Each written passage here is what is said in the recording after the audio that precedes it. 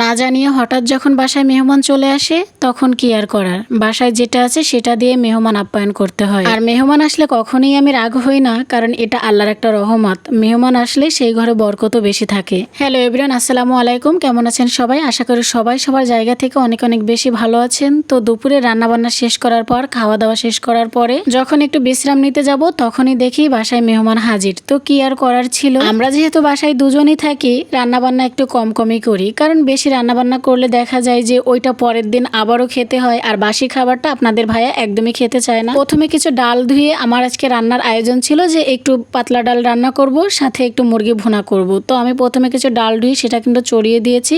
এদিকে একটু ব্রয়লার মুরগি নিয়েছি, আর এই মুরগিটা ছিল 5 কেজি ওজনের একটা মুরগি। এই জন্য মানে এটার স্বাদও ছিল একদম অন্য রকমের। ব্রয়লার মুরগিটা আসলে সেটার যদি একটু ওজন বেশি হয় তাহলে সেই মুরগিটা কিন্তু এমনি আমরা বাজার থেকে যে ব্রয়লার মুরগিগুলো কিনি সেগুলোর থেকে একটু অন্যরকমেরই লাগে। আর এই মুরগিটা সম্পূর্ণ বাড়িতেই বানানো হয়েছে, মানে এগুলোতে বড় করা হয়েছে। যেহেতু খামারের মুরগিগুলোতে বিভিন্ন ধরনের ভ্যাকসিন দেওয়া হয়, কিন্তু বাসায় যারা এগুলো বানায় তারা আসলে ভ্যাকসিনটা এইভাবে দেয় না। এটার স্বাদও কিছুটা দেশি মুরগির মতন লাগে। আর মুরগি যতই বড় হোক না কেন, সেটা বাজারের হোক বা বাড়ির হোক, আমি সেটা না ভেজে কখনোই রান্না করি না। কারণ না ভাজলে আমার কাছে মনে হয় যেন কিছু একটা বাদ পড়ে গিয়েছে বা মজা হয়নি এরকমটা। একটু হলুদ লবণ মাখিয়ে সাথে একটু মরিচের গুঁড়া দিয়ে তারপর একটু লাল লাল করে ভেজে নিচ্ছি। আর আমি আলু দিতে চেয়েছিলাম না, কিন্তু আপনাদের ভাইয়া আলুটা খুব বেশি পছন্দ করে, এই জন্য আলুটা দিতে হয়েছে। ব্রয়লার মুরগির ভিতরে আলু না দিয়ে যদি আপনি এমনি ভুনা করেন সেটাই অনেক বেশি মজা লাগে। আজকের রান্নাগুলো ছিল সবই আমার পছন্দের রান্না। ব্রয়লার মুরগিটা অনেকেই পছন্দ করে না, তবে আমার কাছে সত্যি বলতে দেশি মুরগির থেকে ব্রয়লার মুরগিটাই খেতে সবচেয়ে বেশি ভালো লাগে। যদিও মাংসের পিসগুলো আমি সবসময় একটু মিডিয়াম সাইজেরই রাখি, তবে আজকের মাংসের পিসগুলো একদম ছোট ছোট করে কেটেছি, কারণ অনেকেই দেখি যে ছোট মাংসের পিস করে, আর ওইটা না আসলে খেতে ভালো। আলুগুলো একটু ভেজে নিয়েছিলাম, কারণ মাংস যেহেতু ভেজেছি আলুটাও ভাজা দরকার, তাই আমি আলুগুলো ভেজে নিয়েছি। ভাজা হয়ে গেলে সেগুলো উঠিয়ে নিয়ে তারপর এখন আমি মশলাগুলো কষাবো। সত্যি কথা বলতে আপনাদের ভাইয়া আমার হাতের রান্নাটা অনেক বেশি পছন্দ করে। সে সবসময় সবার কাছে শুধু আমার হাতের রান্নার সুনামটাই বেশি করে সব থেকে। আপনাদের ভাইয়া তো মাঝে মধ্যে বলেই বসে যে তার মায়ের হাতের রান্না থেকে নাকি আমার হাতের রান্নাটা তার কাছে খেতে আরো বেশি ভালো লাগে। আসলে মেয়ে মানুষ একটু রান্না করলে স্বামীর কাছ থেকে প্রশংসাটাই আশা করে।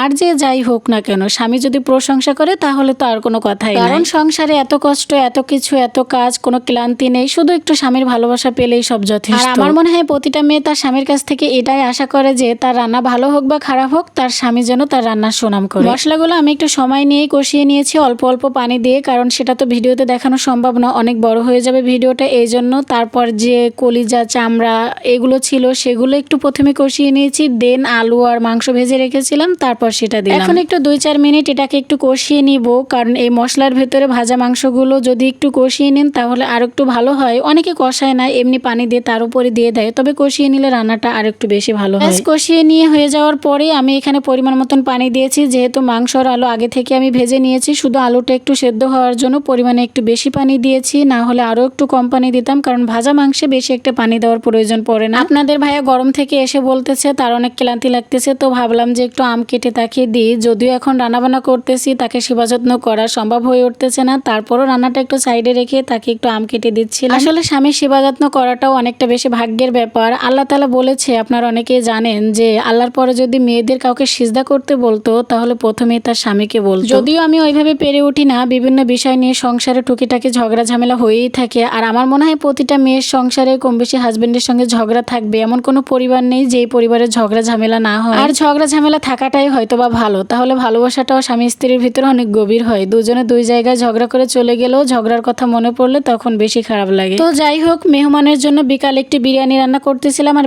বিরিয়ানিটা আমার অনেক বেশি পছন্দ। প্রথমে কিন্তু আমি বিরিয়ানির সব গ্রেভি টেরেভি দিয়ে তারপর আমি ভালোভাবে কষিয়ে নিয়েছি বিরিয়ানির মাংসটা। দেন কষানো হয়ে গেলে এখানে আগে থেকে আমি বিরিয়ানির চালটা ভেজে রেখেছিলাম, তারপর তার ভিতরে চালটা দিয়েছি। আগে আমি একটু অন্যভাবে বিরিয়ানি রান্না করতাম, তবে এখন এইভাবে বিরিয়ানি রান্না করলে আমার কাছে বেশি সহজ মনে হয়। তো এই ছিল আজকে রান্না বান্না। আবারও নতুন কোনো ভিডিও নিয়ে পরে হাজির হব, সেই পর্যন্ত সবাই ভালো থাকবেন।